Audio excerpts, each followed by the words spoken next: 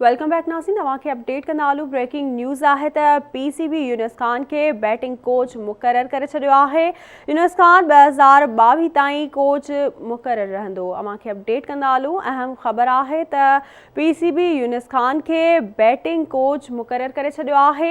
यूनिस खान 2022 ताईं कोच मुक़ररु रहंदो। तव्हांखे अपडेट करे रहिया आहियूं। लाहौर मां PCB यूनिस खान के बैटिंग कोच मुक़ररु करे छॾियो आहे। यूनिस खान 2022 ताईं कोच मुक़ररु रहंदो। तव्हांखे अपडेट कंदालू। अहम ख़बर आहे त पाकिस्तान क्रिकेट बोर्ड यूनिस खान के बैटिंग कोच मुक़ररु करे छॾियो आहे। यूनिस खान 2022 ताईं कोच मुक़ररु रहंदो।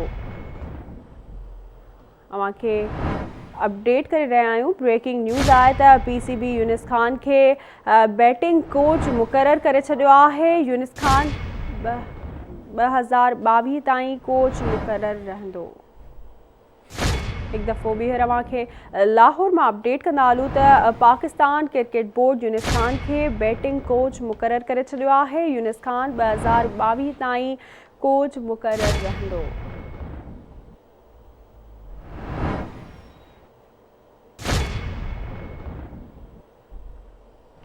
तव्हांखे अपडेट करे रहिया आहियूं। PCB यूनिस खान के बैटिंग कोच मुक़ररु करे छॾियो आहे। यूनिस खान 2022 ताईं कोच मुक़ररु रहंदो। हिकु दफ़ो ॿीहर तव्हांखे ॿुधाईंदालू। लाहौर मां अपडेट कंदालू त पाकिस्तान क्रिकेट बोर्ड यूनिस खान के बैटिंग कोच मुक़ररु करे छॾियो आहे।